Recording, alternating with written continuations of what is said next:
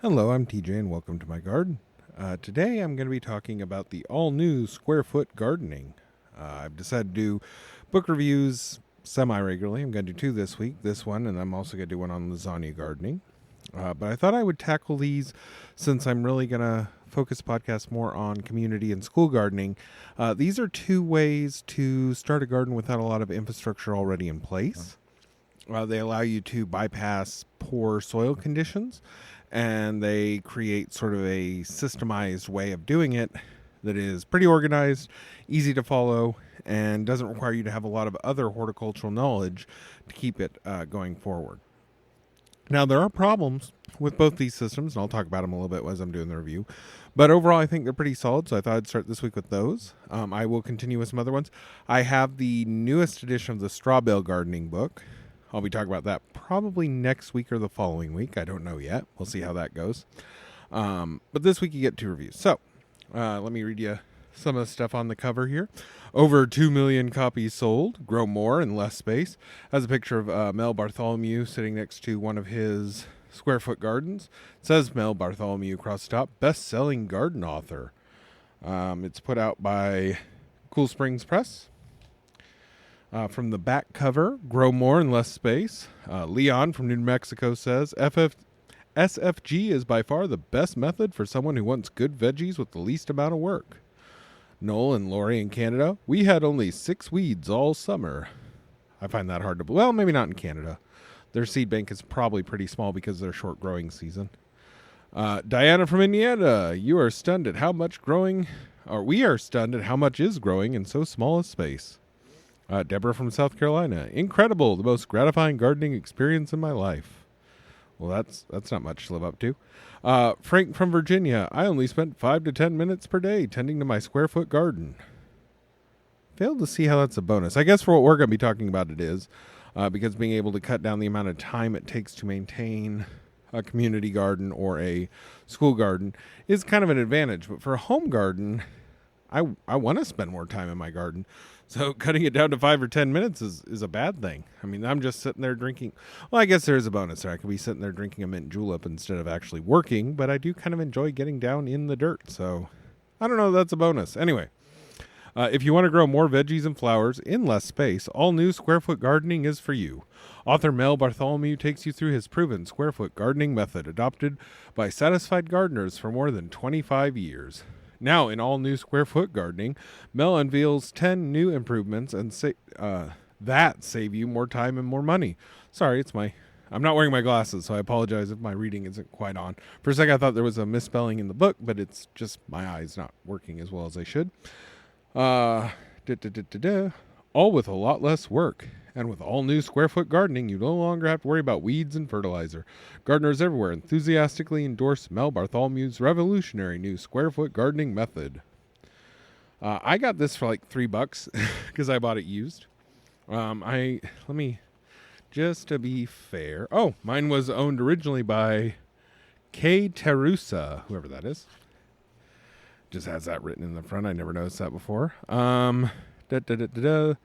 The latest copyright notice looks to be 2005, so this is a 2005 edition. I believe there have been a reprinting or two, so the new reprintings may differ from what I'm talking about here.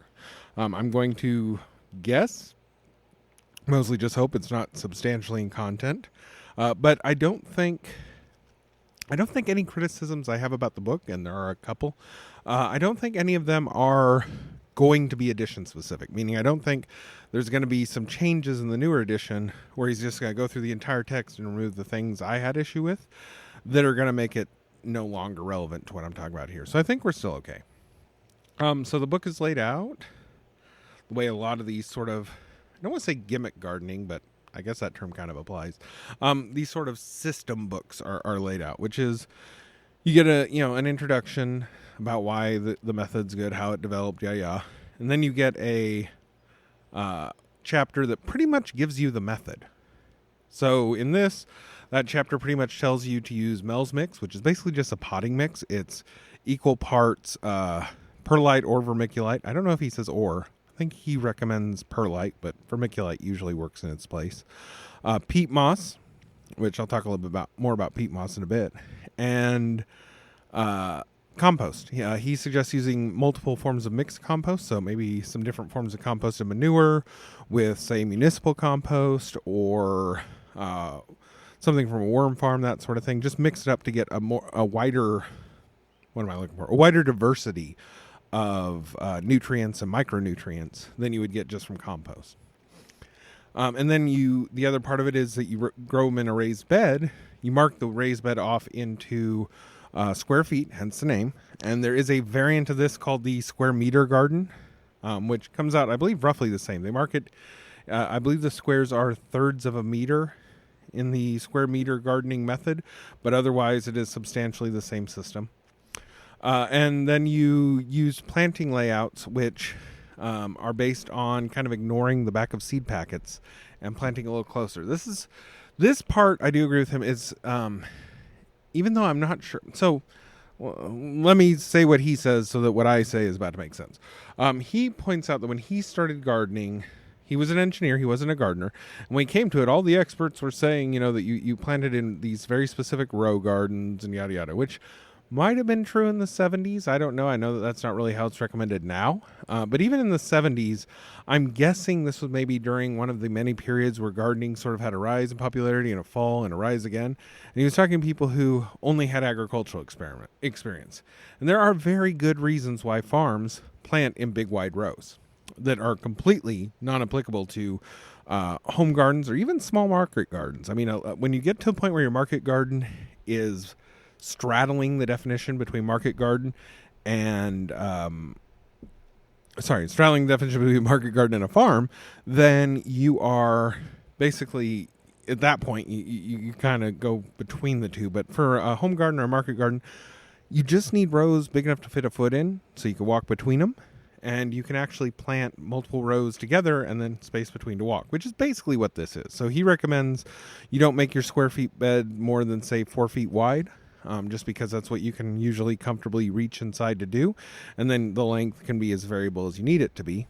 I believe, although I'm not sure, in the book, I think he also, I have the book in front of me, I just haven't memorized every page, but I think there's, he shows like keyhole gardens, that sort of thing too, where you kind of make a C shape, so you still only have a 4 foot reach from any point, but you can kind of squeeze in a little more growing area. But yeah, so that's the basic method, is you're growing in a raised bed. The raised bed is marked off in square feet. You use a planting template that is based on planting for a square foot, and it plants a little densely, but you can get away with that because you're not using your own soil, you're using the Mel's mix. So basically, what the square foot gardening really is, for, if you too long didn't read, folks, you're container gardening on a very large scale. This is no different than planting your plants in pots and planting kind of densely, but using a really rich potting mix. The difference here is that you're doing it over, say, a 4 by 4 by 2 foot tall or 1 foot tall square foot bed. So you're not growing in a small scale, you're growing in a larger scale, which makes it more like traditional gardening in other ways, but it's still functionally the same as a container garden. And there are a lot of advantages, a few disadvantages of that. One is because you're not actually actively improving your soil. I'll talk about in a second that you kind of are, but for the most part, you're not dramatically doing anything to improve the soil underneath. You're kind of bypassing it. And so you don't get the long-term benefits of improving your soil quality. Now, you can kind of sidestep that because you are getting long-term benefits of the mix, even though you're going to keep having to top it off and add to it. You would also have to continue amending your own soil. So there's not a lot of distinction there. The only difference is if you decide you want to get rid of the beds and just use the ground, then you have to start all over. But that's really the only major disadvantage with that. Now, let me go back to my notes real quick, because I want to make sure I'm not skipping over a bunch of stuff before I go too far ahead. But it does work. This is actually next thing in my notes. My main problem with this entire book is these sort of, I don't know really how to describe it. He has a very pervasive anti-expert vibe. And I don't know that that's necessarily a product of him actually having a problem with experts in the field. Because he's an engineer by trade, I believe, before he started doing all this. So I think that he's probably used to being an expert and dealing with experts. So I don't think he has an inherent problem with experts. I think this was him trying to commiserate with his target demographic of people who have had problems gardening in the past and trying to make them feel like, hey, these know-nothing, know-it-alls can sort of, sit and spin. You guys are the ones who can really know how to do it by doing this. And so he's always saying things like, the experts just can't understand it. Yes, Mel, they do. It's container gardening. Experts understand it just fine. They don't understand why you would want to do this rather than say, on a large scale, rather than say growing row crops. But in a small scale, it works just fine. So there's no problem with it. So that's my main real dislike. I generally dislike the attitude, and this isn't Mel's fault, it's our culture in general, this growing anti-expert, anti-intellectual thing. I don't like it. Experts are experts for a reason. They've studied a topic extensively. A genuine expert is very useful in a field and should be looked to. His expertise doesn't mean that he's always right, but an expert would, by definition, have a higher chance of being right than just some random guy off the street. So that bugged me a little. And I wouldn't recommend just using this book to teach out of directly to kids, although he does make a kids version, which I have not read, so I can't speak to that. But I wouldn't recommend using this book directly just because it's going to give kids the attitude that experts are wrong. And to me, gardening is kind of a STEM field, science, technology, engineering, and mathematics. And that's just the wrong tone to set, to say scientists are wrong, know-nothing, know-it-alls, and then, oh yeah, but by the way, here's all the cool science. Like, yeah, that it's not so pervasive you can't enjoy the book. It just slightly bugged me. And now let's go on a little bit about the peat that I was saying I'd talk about later. That one, peat is a little problematic. He goes over it in the book too. I don't agree with him, but he has a whole section where he points out that even though people have objections to peat is supposedly renewable. I don't agree with him because I don't agree with I believe it's the Canadian peat not manufacturer, but I forget the name of the organization, but it's the organization that basically is the peat industry in Canada.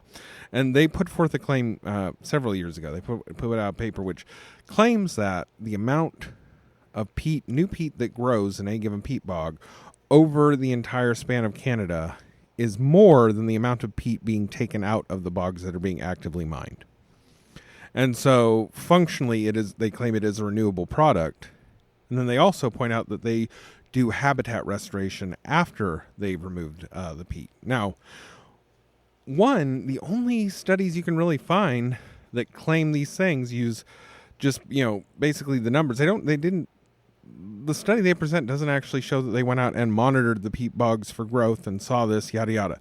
They took the estimated amount of peat growth, for a given area of land or whatever, and then they multiplied it by how much land they had, and then they subtracted from that what they're taking out a year, and that's their number, right? So they didn't actually study the environment or what's happening.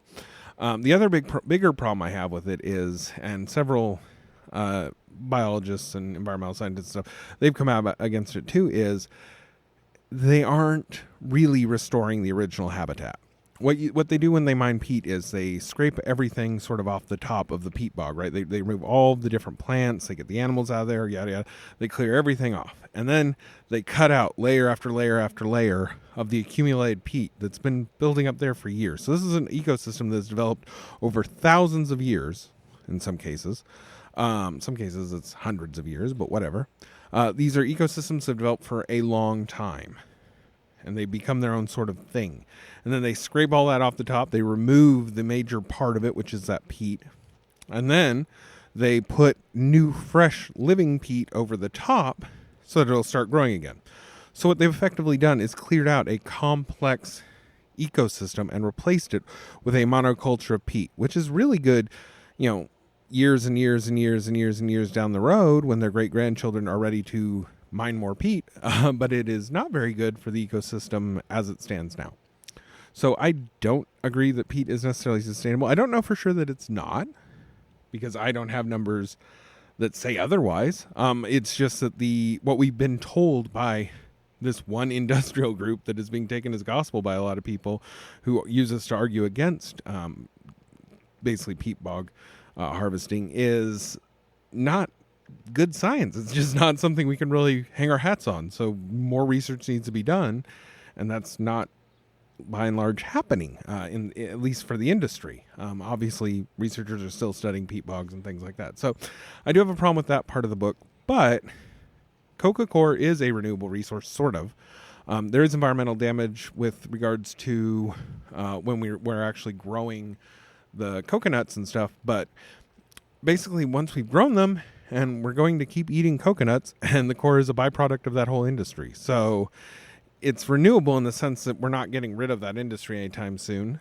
Whether or not you consider the industry as a whole to be renewable is another matter, but at least this is a waste product that is being diverted away from trash or, landfills and being used agriculturally. And by and large, it does operate pretty much the same as peat. There are some differences, and a lot of them aren't really that relevant unless you're raising things that are very dependent on the chemicals from peat, like certain carnivorous plants. Venus flytraps really pretty much don't grow very well on anything but peat. So you do need that actual substrate for those. But for something like your vegetables or something, provided you make sure that the coca coir you're using doesn't have a lot of salt in it. So either, some of them are actually marked low salt, meaning they've leached the salt out of it already. If not, if it's, you can actually, I know this is going to sound gross to some people, you can taste a little bit. It is a food grade product. It's harmless to dabble on your tongue, but you can taste the salt.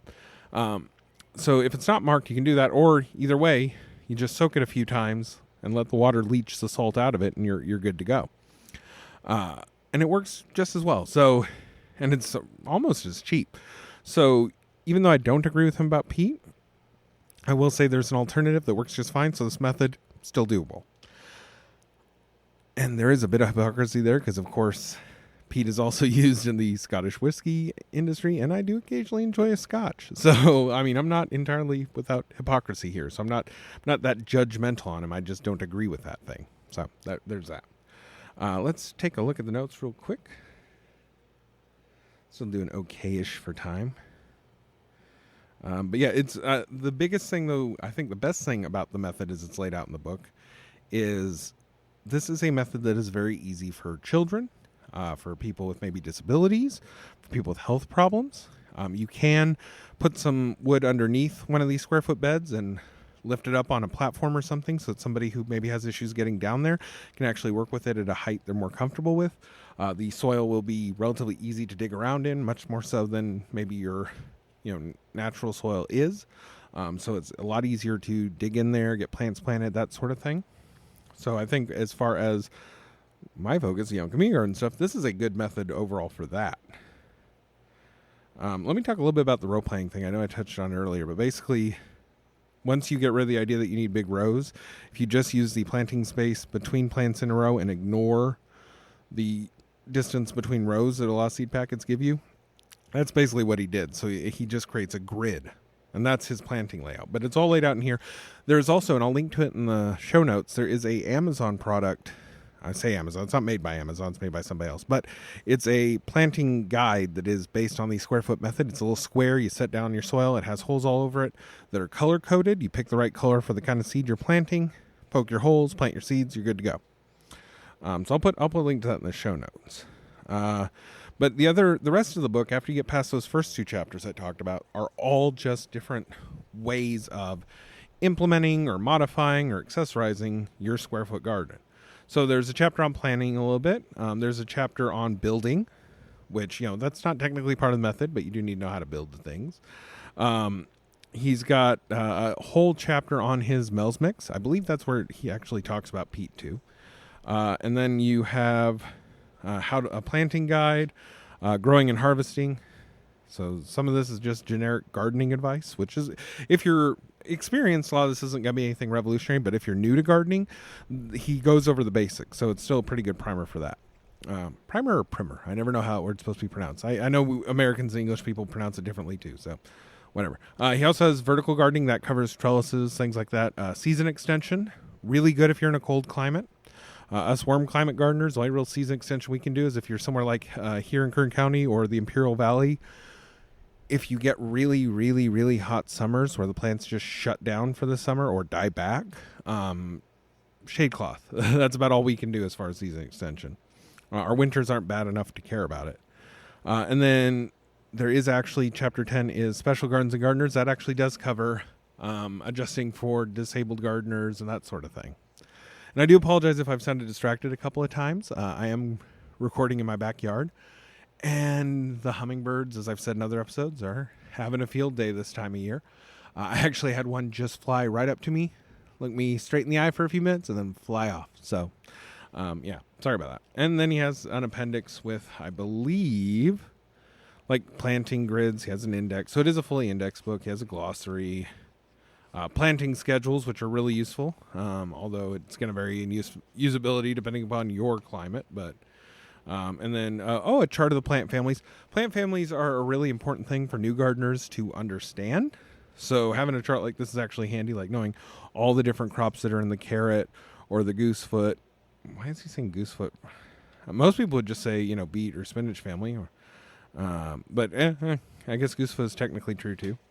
Mustards, things like that. Knowing these families lets you understand the diseases they can get, growing conditions to a degree, although that's going to vary a little bit between plant to plant, but definitely their growing conditions at least, their diseases at least. And yeah, he just has some stuff, whole bunch of stuff about herbs in the appendix as well. So overall, if you're trying to start some kind of a community or school garden, this is definitely a good way to do it quickly and easily. Even for a home gardener, especially if you have disability issues, you can actually modify this method to really help you out there. So it's not a bad one to pick up. I picked it up used. You can find the older editions used. I believe there's a newer edition, but I'm not sure what's in there, so I can't speak to that. Anyway, that's enough about this one. Next time I will be talking about Lasagna Gardening by Patricia Lanza. So hope you guys have a great day. Go ahead and go out and enjoy your garden. Bye.